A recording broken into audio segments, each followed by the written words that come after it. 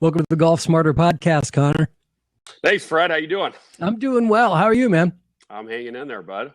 So a couple weeks ago, you and I got a chance to not only meet, but we got to play golf together with a whole big group of guys.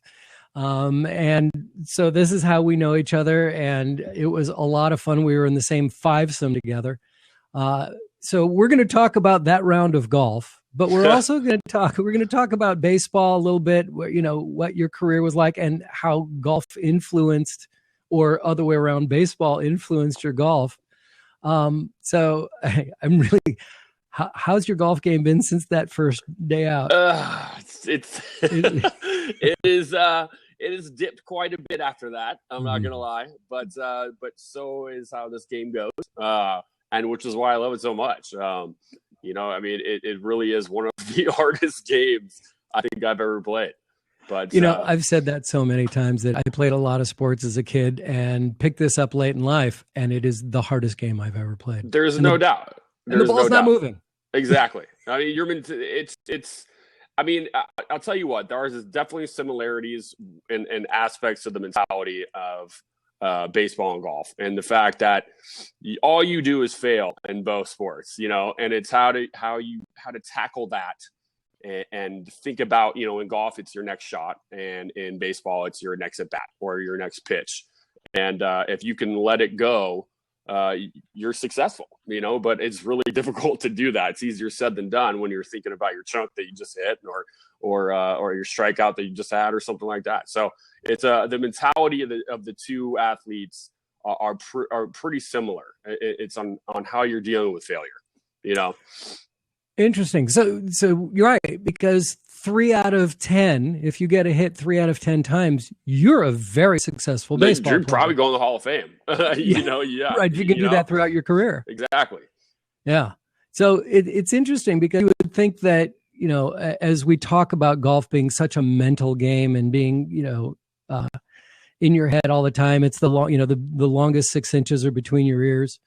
And that, it's true. I've always found that, like life, golf is just a series of disasters, and it's how you handle yourself, you know, with those disasters. But baseball's the same way. It's very similar. You know, it is. It's literally, you said it exactly. You hit the nose on the head. If you're failing 3 out of 10 times and you're succeeding. So it's really on how you're dealing with that failure, and if you can pretty much just throw it away. You know, I mean, and even when you're, you know, failing 3 out of 10 times, it could be 4 lineouts that you hit and you make an out, or you're hitting balls, you know, the guy robbed a home run, but that's an out. It's not considered a hit. So there's so many different little things. And just in golf, you know, I mean, you're going on an approach shot and you catch a limb on a tree and you go to the water, you know, but you hit a good shot. And so it's you have to pick and choose where you can be, you know, angry or just kind of go with the flow and say, hey, that was a good swing. I mean, what else are you going to do? You know? Right. I found that, you know, a lot of people will get very upset about the results of where their golf ball lands. But I find that once the ball leaves my club head, I'm out of control. I mean, I have nothing to do with it. So that I get upset if I don't feel like I had a good swing. Mm-hmm. If I felt like I struck the ball well, if I stayed within my rhythm and my tempo, then I feel good about it. Whatever the results are, I'll deal with that when I get to the ball next. Right. Absolutely. I mean, there's no doubt about that. When you're playing baseball and a guy catches the ball at the wall, are you still walking back into the dugout going, yeah, that felt good. I'm feeling better.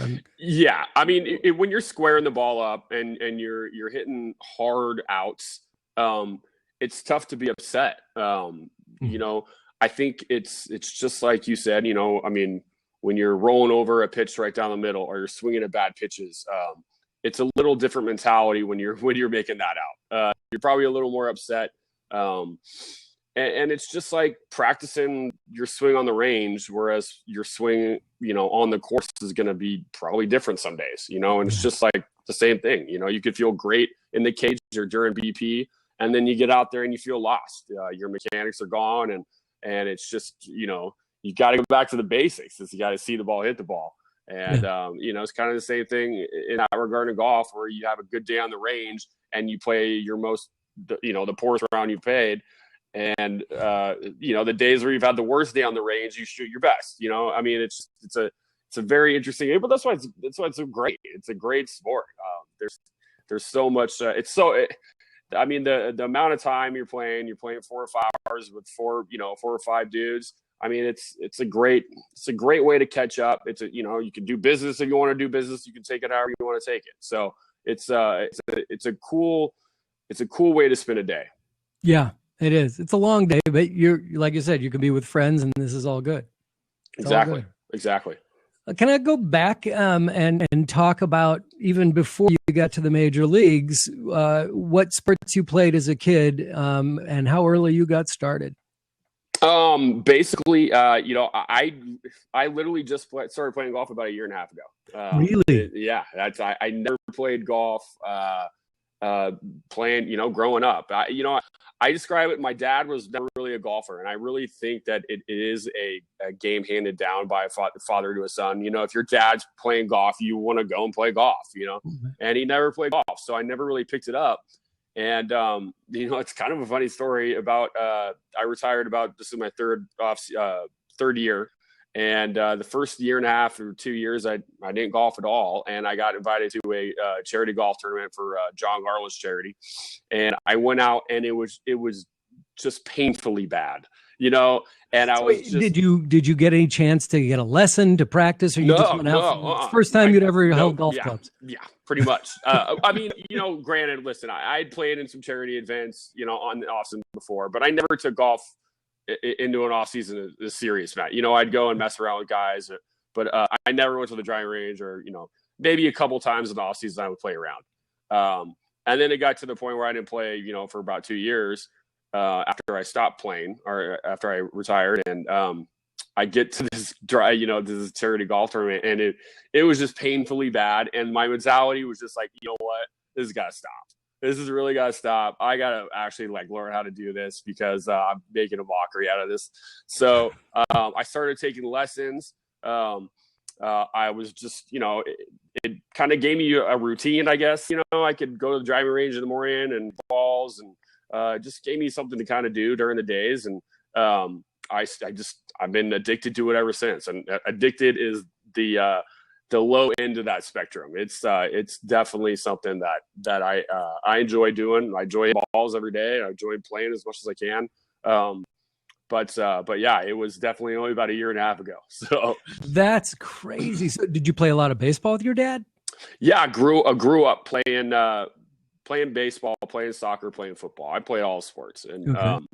I think if the biggest proponent I have to people is let your kids play every single sport you could possibly play, and let them have fun doing it. Exactly. Get out of their face. Right? Exactly. If they don't want to play it, then don't let them play it. I mean, there's no reason kids that, from 5 to 8 years old are playing year-round baseball right now. It's pointless. I mean, you're just going to burn them out. Right.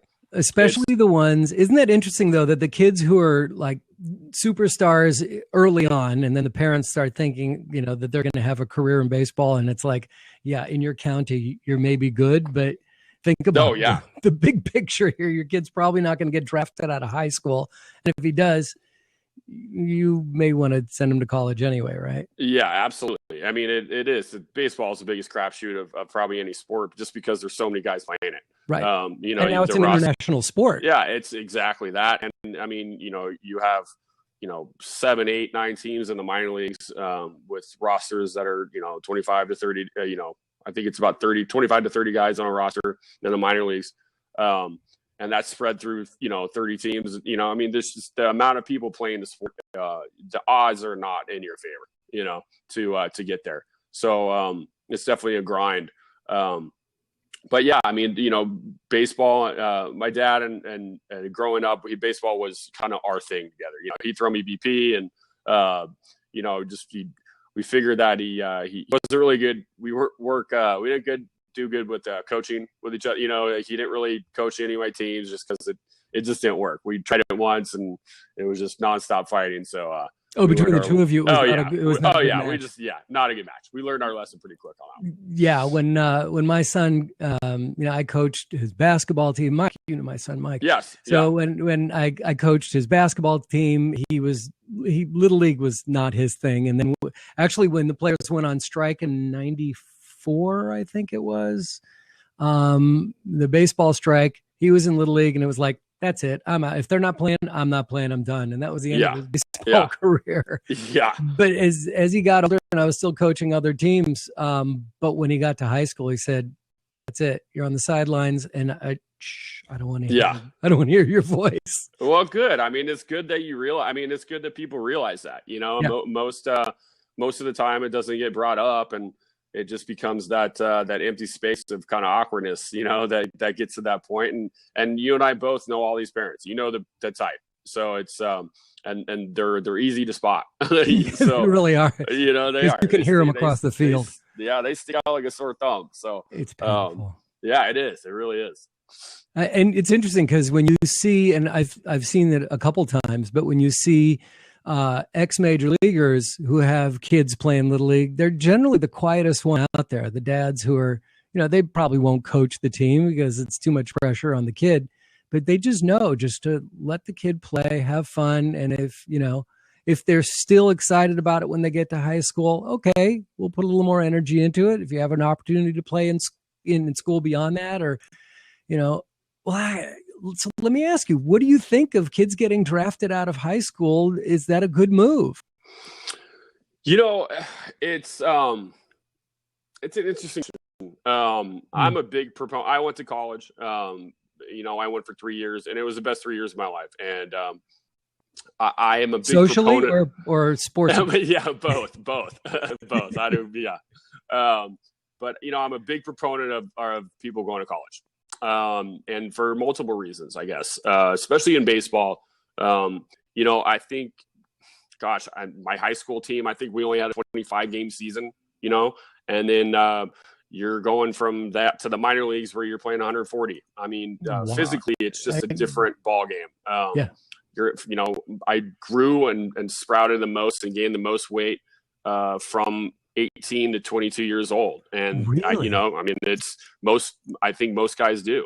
So, it's very difficult. The college has about 56 games. So it's just a good little tripod to go to, you're playing 30 games and then you're going to 56 and you're going to 140. And you're getting that summer, you're getting summer ball in college. They're going to Cape Cod, or you're playing in the Jayhawk League or something. You're getting more and more at bats in, and you're getting a feel for the wood bat as you get older and stronger. It just makes more sense on the mental side of it.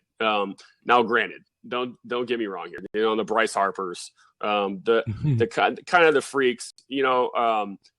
Listen, they're ready. They're mentally there. They're physically there. Go get them. I think from my standpoint, I think that college is probably a better route, just in every aspect.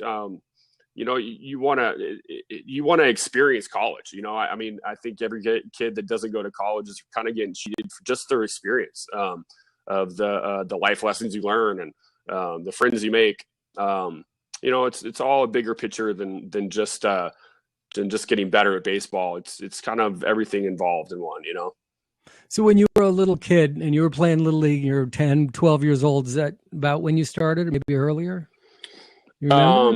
Started playing baseball. Oh man, I was playing at 5 or 6, Yeah. I was playing young. And were you the kid that was like, I want to be a baseball player when I grow up? No, I was trying to describe this the other day too. I really didn't. I didn't know I was good. I didn't really realize I was good until it was probably about sophomore year of college, sophomore year of high school. It's kind of when I took the leap. I grew a lot. I got pretty tall, and I just, I realized I was actually pretty decent at the sport, and it just, I kind of got a little more serious about it too, and started practicing a lot more and hitting a lot more and just kind of honing the craft. And then, I was just, I think my sophomore year of college is kind of where I put myself on the map nationally, So, I mean, how did you do that? I just had a really good year. I had a really good year, and I was fortunate enough to play on the USA team that summer and had a nice summer, and then came back and had a really good junior season and got drafted. So, it just, there's stages. There are really stages in everybody's careers where things just click and kind of just figure it out. And it's kind of a hard thing to describe. But every player knows what I'm talking about. Every guy that's been in that situation, you know when it happens.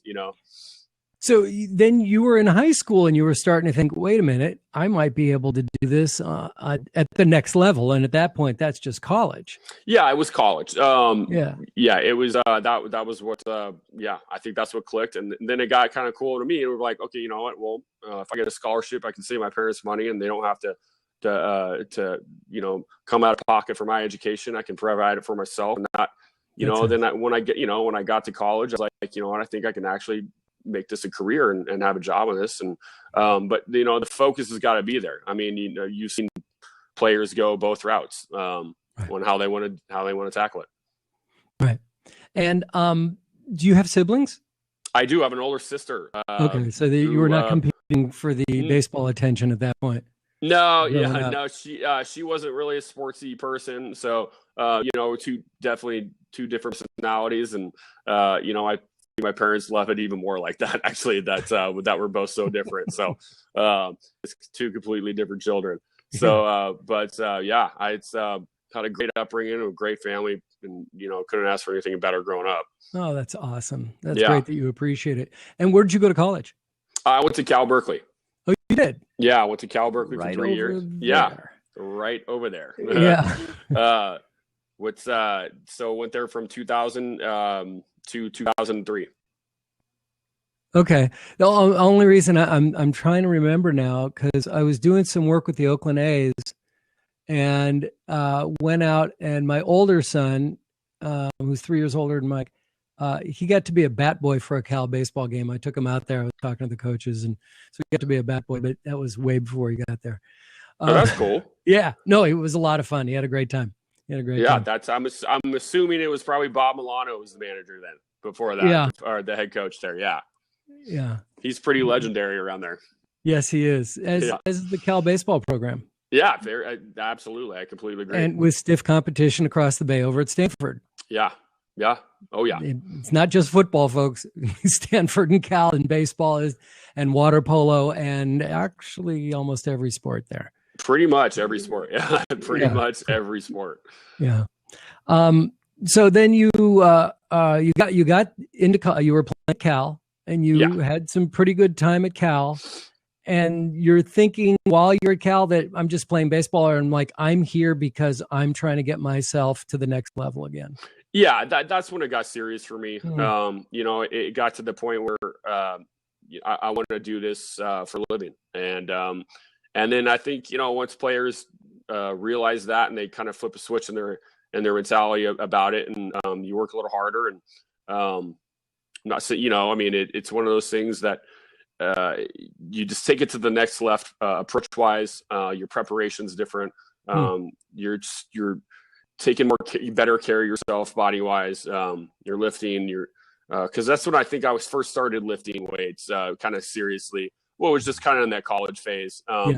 Growing up and weightlifting wasn't where it is now, I guess, when, coming out of high school for me, for athletes at least. So, it was getting a little more serious in that regards. And, physically I kind of matured and changed and kind of helped me out with my hitting as well.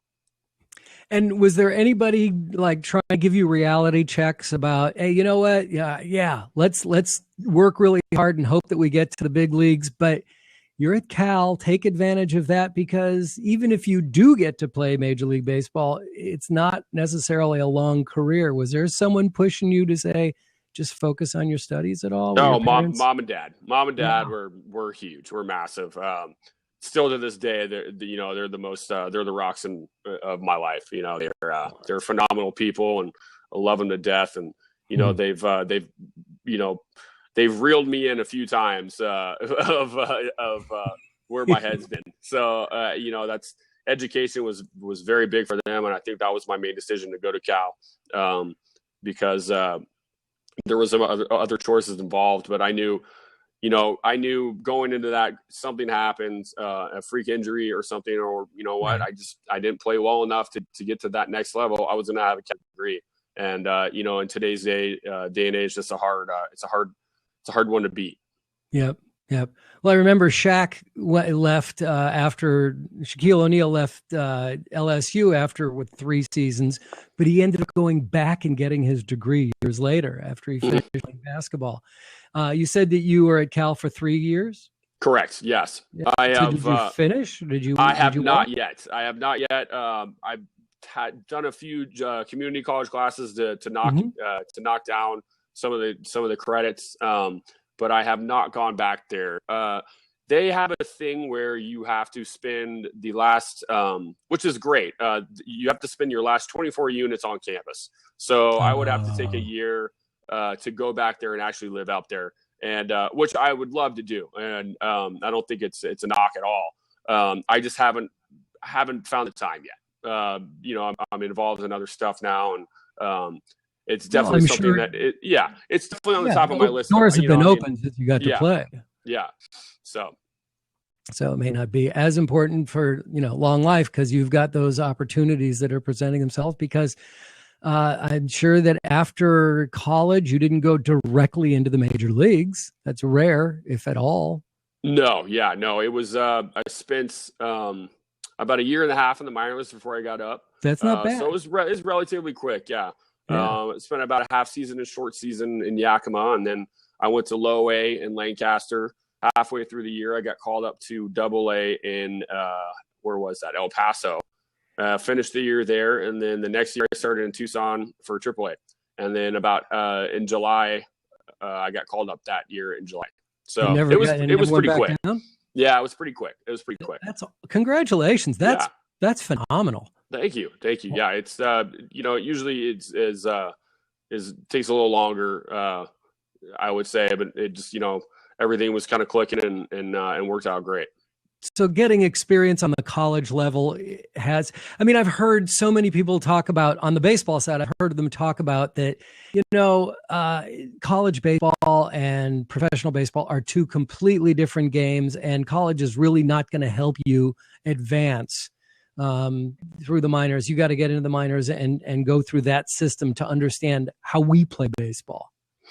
I think I think a lot of it's position based, to tell you the truth. I think hitters have a way bigger advantage coming out of college, just because experience. I mean, you have probably 1,500 at bats already under your belt, more than an 18-year-old would. Probably even more than 1,500. And you're just a little older and you're a little more mature, and there's a lot to it. Now, as a pitcher, I could swing both ways on that, just because, you only have so many bullets in your arm. Maybe it's better, at 18, although you probably don't know how to pitch like a college guy would pitch. So it's kind of a catch-22, I think, on pitchers. But for hitters, I have no doubt that the better route is probably to go to college. And what was the biggest difference between playing professional ball and college ball? Well, it's your job. It's what you're doing for a living now. It's what's putting the food on the table. So it's there's a lot more pressure involved. That you're playing way more games. You're playing every single day instead of a college. When I was in college, it was Tuesday, Friday, Saturday, Sunday. So it's just a different. It's a different, it's a completely different ride, I guess. And you're staying on buses, you're staying in crappy hotels, and you got to learn how to grow up, and you got to do it quick. You have nobody. There's nobody watching over you now. There's no hour you have to be home like in college. There's no curfew. You don't have curfews on the road when you're playing from the minors, coming from college to the minors. So it's just you got to know how to police yourself. Well, and once you get there, there's going to be veteran players that are going to want to give you grief anyway. So you've got to grow up immediately so that you can handle yourself, right? Oh yeah. Obviously, once you get to AAA, the age they just start really swinging. I know when I was in AAA, I got to AAA fortunately pretty young, but there were some, late 30s, the mid 30s, the early 30s guys. Most of the team was made up as were, I was probably 8 to 9 years younger than most of the guys on the team. Now, when you're in, coming up in A-ball, or it's spaced out a little more equally. Sorry. It's just the younger guys are usually around the same area, same age. If you're playing really pretty well, you're probably 22, 23 going into the low A. And if you're a good high school guy, you're 18 or 19. So, it's probably a little more tight niched, I would say, in the low A. You're probably having more friends out there just because your age differences. There's not too many people that are married yet when you're younger. So once you start climbing up the ranks, guys have families and kids, and it's just a little different. It's a different ball game. Yeah. Tell me about your first day in the big leagues. First day, man. It was an exciting one. I got called up because you got called up in the middle of the season, right? Yeah, middle of the season, and into Wrigley. So Chicago was my first game. First starting game was at Wrigley Field, and it was. But you weren't playing for the Cubs. Diamondbacks. For the Diamondbacks. You were playing for the Diamondbacks. Yeah, we're playing the Cubs. Wow. Get there. I pinch hit, and then I started the next day, and I got a couple of hits, and my parents and all my friends came out, and you can't ask for a better experience than playing at Wrigley Field too, especially for first game. It's a very, very out of body experience. It's definitely one that you never forget. Yeah. Well, you never forget most of your firsts anyway. Yeah, that's very true. Very true. And I'm not talking about sports. Yeah, I know where you're going with that. Yeah, I see where you're going with that one. Okay, you're you're an outfielder and a hitter. Right? I was first base, left field, right field. More first base in the early part of my career, and outfield in the later. Okay. And your first home run in the big leagues.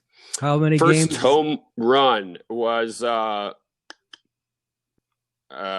gosh, I know who it was off of. It was off of Jeff Francis, but I don't remember what. I think it was maybe 2 or 3 weeks into it. Okay. So it took me a little while to hit a homer. Oh yeah, well, 2 to 3 weeks, but you got your first one out of the way, and after that it was a lot. It's so funny. Years ago, I did a syndicated radio show called Radio Baseball Cards, where I would interview ball players about things like we're talking about now, and then just make them in little 90-second programs.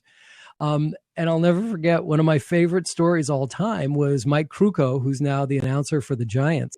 Right. His first day in the big leagues was at Wrigley Field. Right? Was it really? Yeah. And he got called up by the Cubs. Really excited. He's a kid who grew up in LA, watching Drysdale and Koufax. And so he tells this great story of he gets to Wrigley Field, and with the pitchers, he's running on the warning track doing the laps with the pitchers, right? Mm-hmm. Back and forth. And as he runs by left field, somebody screams out, "Hey, 33, what's your name, man?"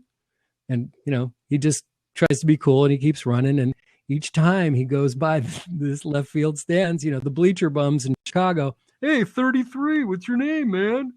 And he doesn't know what to do about it. And but he doesn't want to look like he's on his first day in the big leagues, which he was.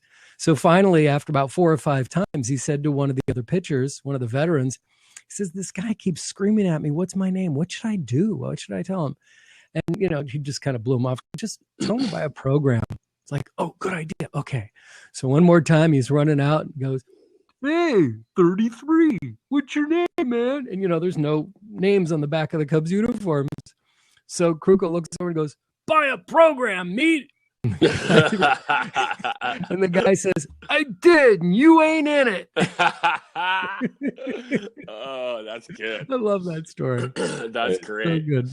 That's awesome. So now I got to believe that when you were playing, there were players, probably pitchers, but a lot of players who were bringing clubs on the road with them. Yeah, mainly back pitchers. Back to mainly pitchers. Because they, the starting pitchers, you start and then you have 4 days off before your next start. So They had more of the time. I think it's probably a little frowned upon as in an organization if you're bringing your gloves and you're playing as a position player, just because it's you're probably playing every day, and I think they want your mind to be elsewhere. I'm not saying that guys don't do it, and I'm not saying that that every organization frowns upon it, but some guys do and some guys don't. Yeah. But it is. I know a lot of the coaching staff takes their clubs. A lot of guys are playing golf. Yeah. Interesting. And you were just, I'm not there. You got to focus on what you were doing and trying to stay like I said, I wasn't really into golf, at that time. Focus was elsewhere, like you said, and I was kind of just concentrating on the baseball at that point. But since I've stopped playing that, I had to pick up another addiction. So it's definitely was golf. Do you miss playing baseball? I do. I miss certain aspects of it. I miss the locker room. I miss hanging out with the guys. I definitely miss that. I don't miss the 0 for 20s, where you're not getting a hit for 5 games. I don't miss how crappy my body would feel and how I was feeling towards the end of my career. You kind of value health now, but there's definitely things I miss and things I don't. Yeah. How's your body feeling these days? Oh, it's great. It's great, man. Actually, what kind of workout regimen do you have now? Well, I had rotator cuff surgery about 3.5 months ago. So when I played with you, I just literally came back. That was like my second time playing from that, which is probably why I played good. I think everyone was saying it was your first time back. That was my first full round. Yeah, it was my first full round. Yeah. I had gone and played a couple holes just to see how I was going to feel, to see if I could play that day. But yeah, so that was the first full round that I played that since I've been back. But it's usually the workouts are usually shoulder rehabs right now. I can't really do that much. But I'm trying to got to play for the tie, stay a little healthy here, and try to eat good. So, well, all right, let's talk a little golf here, because I'm fascinated that you didn't pick it up but I didn't pick it up until I was in my 40s, right? Yeah. And interestingly enough, you talk about the father-son bonding. Mike was 12 years old. He went to a summer camp to learn how to play golf. And so he brought me out one day, said, "Can I show you what I learned at camp?" And I was like, "Yeah, what did you learn?" He goes, "I learned about etiquette." And I'm like, "Yes, please teach me about what you learned about etiquette." And I fell in love with the game at that point, and he got bored, and he didn't pick it up. He didn't pick it up for another almost 20 years. And then, and he still berates me. He's like, "Why did you not force me to play golf as a kid? Because I would have been so much better now." Right. And I'm like, "I couldn't force you to do anything." So the fact that you're back playing is great. So we can go out and play and have some fun, but no pressure. No pressure. Yeah. Don't worry. He likes to gamble. I do not like to gamble. Oh yeah. It's there's different groups that I play with, and some are gamblers and some aren't. And I love them all. they're all fun games. Was there a lot of there was no gambling in baseball? Absolutely none whatsoever was going on. So it's a post-career activity. But do you love that kind of pressure? I mean, the money's on the line and you got to sink this. I mean, do you thrive on that kind of stuff? Oh, absolutely. I think any competitive guy, with a competitive nature thrives on it. I mean, granted, I'll go out there and I'll play a practice round, but I mean, I like it a lot better when, there's a $20 Nassau game going on, or something, it's just, it makes it more interesting. It makes that, kind of the crap talking to each other interesting. And, that's what it's all about. And, that after round beer that you guys are all having and you're talking about it. I mean, it's a little, it's the stigma of it, But yeah, it's Keith, the crew that we play with. So yes, I do. Me and Keith are definitely the betters in our crew. Yeah.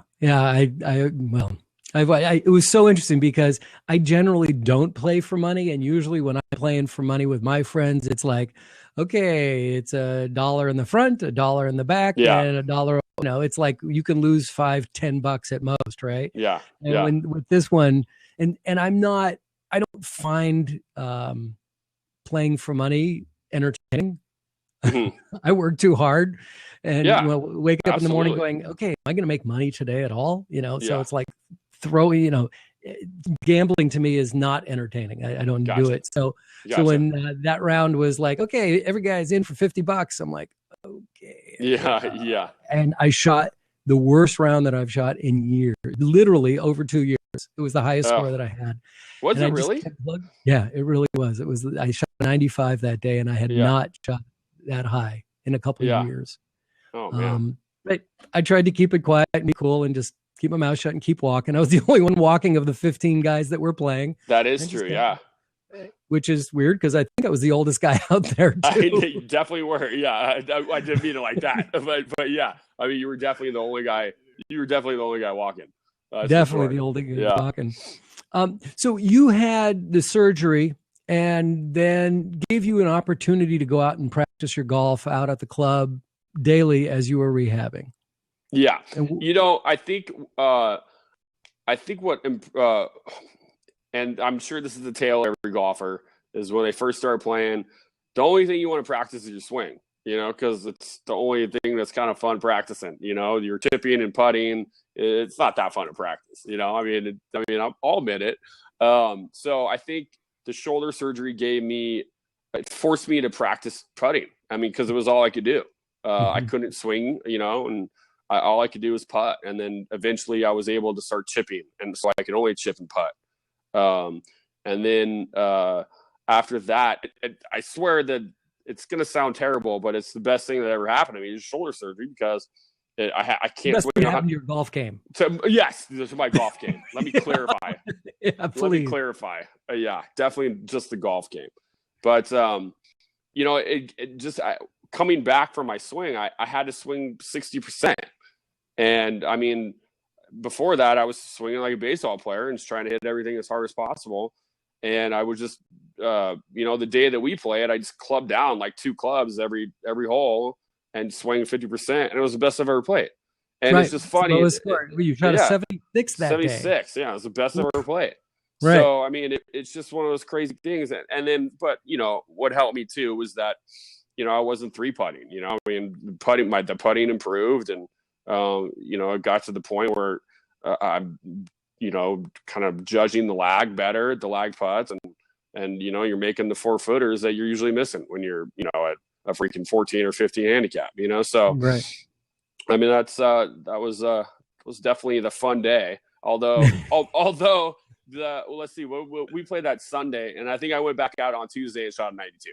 So, that's how it goes. And if I can quote Danny Willett when he won the Masters a couple weeks ago, and they were talking about Jordan Spieth and stuff, he said, "Golf happened."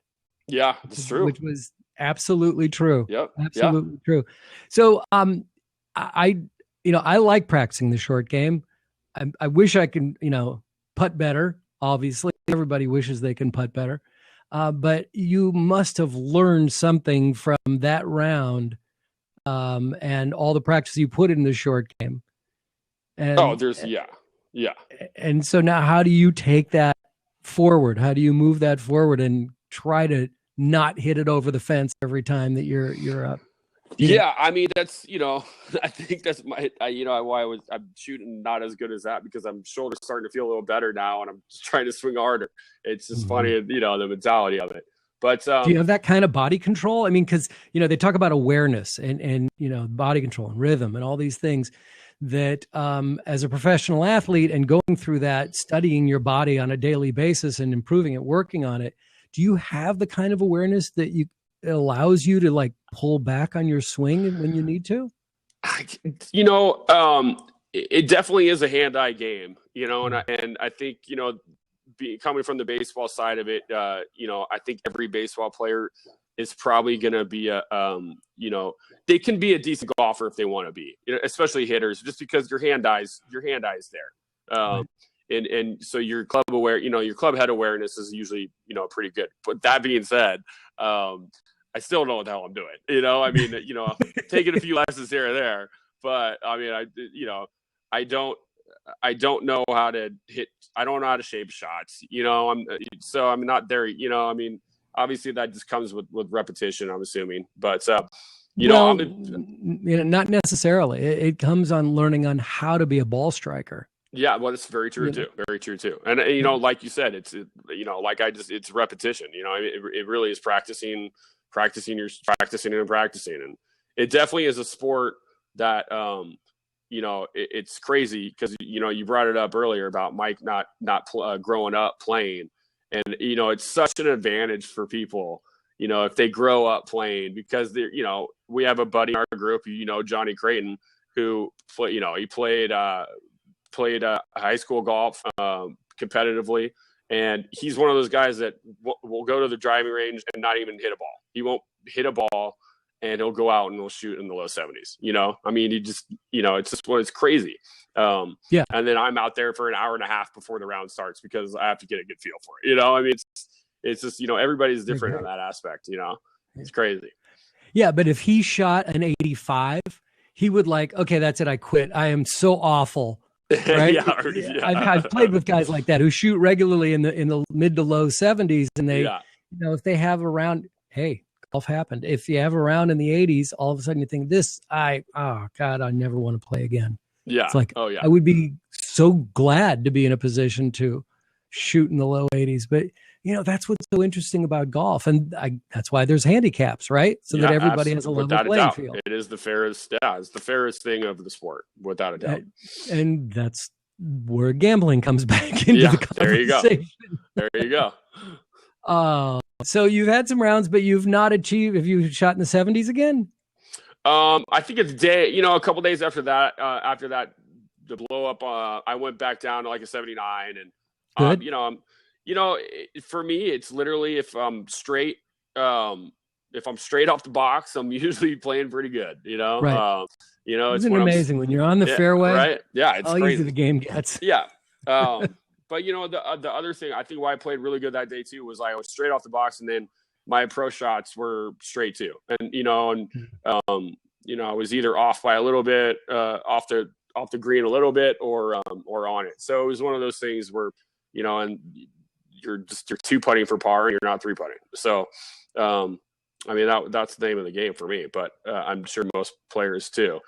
But it's easier said than done. I mean, this is that's so. Well, you're not going to start to break 80. You really have to have some birdies in your round. You've got to be playing par bogey golf, par bogey, limit the doubles, and you've got to hit some birdies. So it's really all about the putting at that point. You're putting and chipping. It's all about the putting and chipping at that point. Yeah. Right. I agree. And also, I think in playing with you that day, and knowing where you were in the situation, I think that also you had no expectations on yourself going out. You're just like, okay, I'm just going to go out. I'm just going to hit, I have to swing easy because I'm still recovering from the surgery. And I'm just going to take it easy. And if I have a triple, I have a triple. So what? And if so you have expectations. Zero. You shot the best round of your life. You're absolutely right. You hit the nail on the head right there. I mean, I think that was the whole thing about it. Where listen, I'm just gonna go out and have fun, swing easy, and let the shit throw away. And surely enough, that's exactly what happened. It was the best round I ever played. So crazy. I mean, it's definitely you hit the. I've done that a couple times. The moneymaker right there. Yeah. Yeah. I mean, my lowest round's a 74, and it was after I had been on vacation and I hadn't played, and there was some trauma in our vacation. We got caught in a hurricane and we were stranded for a couple of days. And oh man, yeah, it was crazy. It was down in Mexico. And when we got back, I just said to my wife, I said, can I just go out tomorrow? I wanted to play on our vacation. We were down in Mexico and I was going to play. And the day after we arrived, the hurricane hit and I just need to get back to my comfort food. I just want to get back on the golf course. Yeah. I shot a 74. It was just because I just wanted to swing the club easily. And, had an eagle, had a birdie. It's crazy. It's crazy how it works, right? It's crazy. And that's why we love this game. That's why I love it, man. I do. It's such a love-hate relationship, but it's true. At the end of the day, it's always reverts back to the love side. Yep. And this is something that you're going to be able to play. I mean, you're going to be able to play this for the rest of your life. Oh, without a doubt. Yeah. That's the other great thing about this sport. Yeah, you play it forever.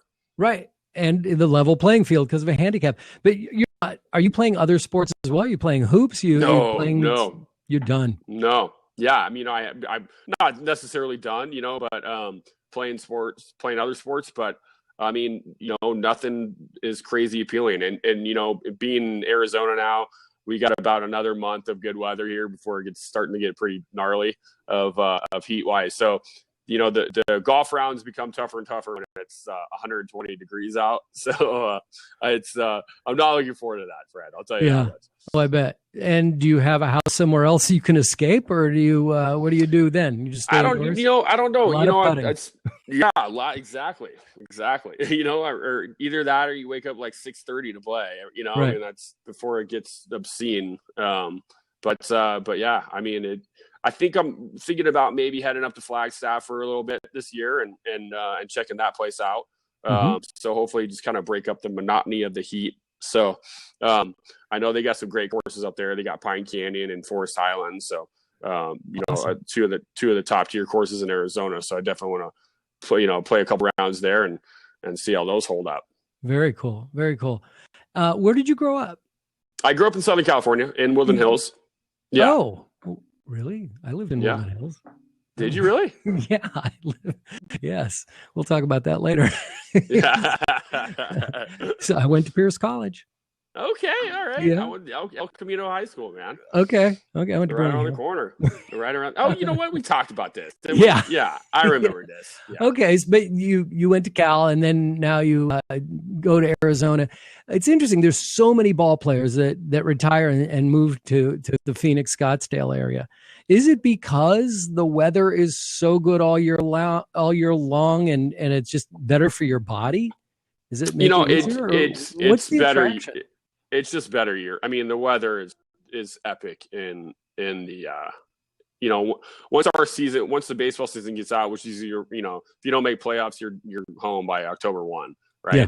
And from October 1 to when you have to leave for spring, which is probably around late February, it's perfect. I mean, you cannot ask for a better place, in the United States for weather for that period of time. Granted, you're not the only thing I miss the water. You miss the beach. But a lot of guys that spring train out here live here too. So, you just kind of knock all that traveling before spring training, you knock it out and you just stay there and you're there. And, and I know a lot of guys that once they stop playing, they move out, they go somewhere else, whether it's the hometown of their wife or their hometown of themselves. But, I know a lot of guys that love it out here, and there are a ton of baseball players out here. Yeah. Yeah. Even at your club. Yeah. Yeah, that's true. Yeah. Hold on, Fred, I got to get a charger. My battery's dying here. Oh, well, listen, buddy, this has been phenomenal. Thank you very much for your time. I really enjoyed the conversation, and best of luck. And remember, no expectations. Swing easy. You're going to have a lot more fun. We got to do this again, bud. All right. All right. Yeah. Well, let's talk when as the baseball season progresses. We can talk some baseball too, because I have so many more questions about that. Absolutely. All right, bud. All right, Connor. Take it easy, buddy. Thank you so much.